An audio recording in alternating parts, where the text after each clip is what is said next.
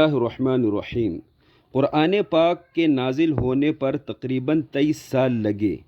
قرآن پاک نے اس پورے عرصے میں زندہ کافروں میں سے کسی بھی زندہ کافر کا نام نہیں لیا سوائے ابو لہب کے۔ نام لیے بغیر قرآن پاک نے کافروں کی اصلاح کی۔ ایسا کیوں؟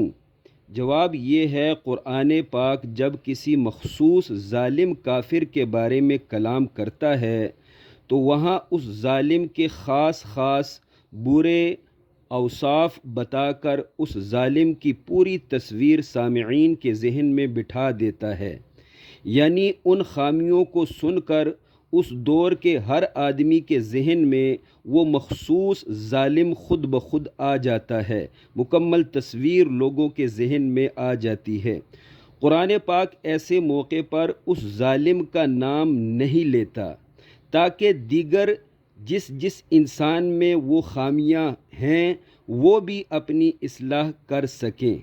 نام نہ لینے میں یہ قرآنی حکمت ہے۔